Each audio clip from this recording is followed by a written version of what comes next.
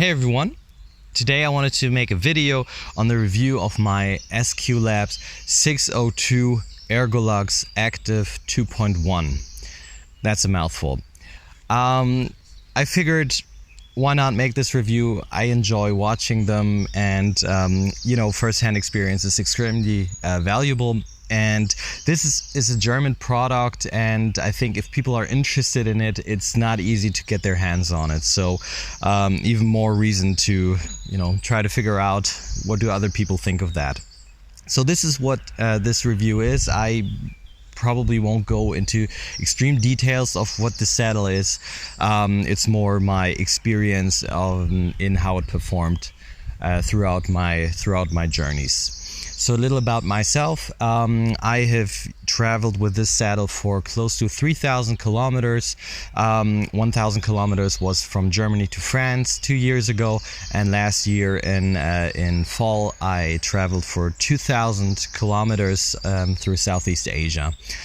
And also I've spent quite long days in the saddle, up to 7.5 hours.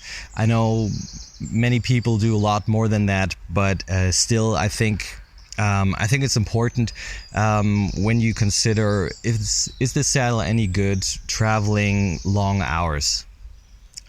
So this review is obviously catered to long distance cycling, bikepacking, touring, whatever. So this saddle is advertised for tracking and city touring, and anywhere in between this riding angle.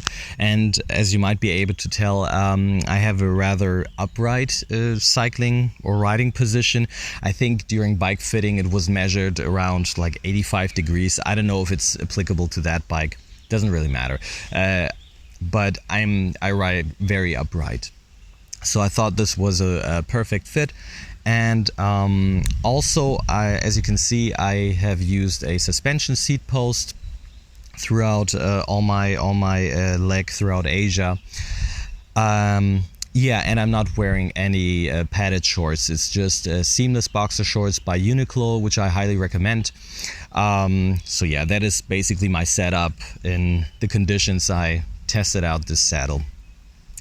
Okay, so let's get into this. This saddle is it costs 110 euros on even on the apps that check for the best prices. It's the cheapest you can get, I think, is 100 to 110 euros. On the bottom of this saddle, it has like an elastomere, which gives which has a little play for lateral or sideways movement, so it's a little relief for your spine and your hips. And I think that actually worked quite a charm.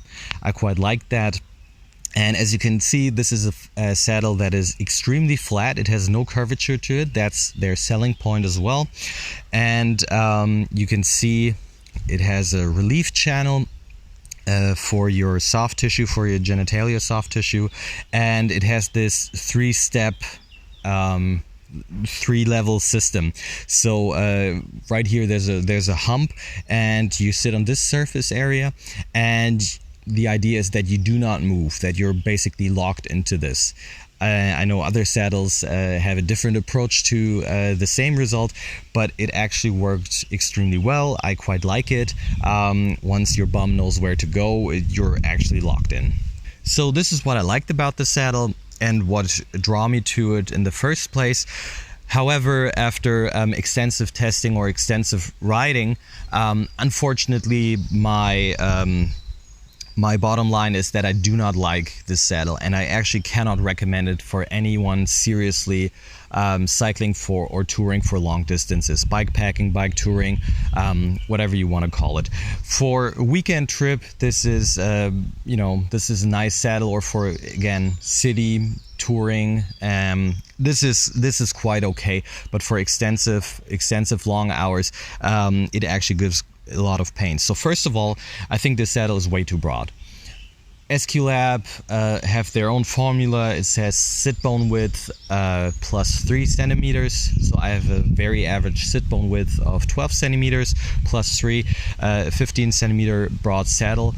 And you might see like other Cell Italia saddles, for example, or Brooks saddles, they reach up to 16, sometimes 17 centimeters, but don't get fooled by this, because they have a curvature, and it's a very, very different riding or sitting position. I could easily go with 14 centimeters or 13 centimeters even. The nose is way too broad. It created chafing on my inner thighs. It was very uncomfortable with that. But most importantly, while I like the sideways or lateral motion or give that it had, this saddle was way too soft, and I don't think it was due to the suspension seat post. Now, while I did not experience any issues or numbness with the soft tissue around my genitalia, I did experience problems with the soft tissue around my bum. And I experienced mild to moderate pain, so that wasn't the issue, but I was extremely worried as to how bad is this gonna get. Luckily, I got used to it after probably 2 more weeks or something, and yeah, I still don't think it's rather healthy. So everything's fine now, no need to check.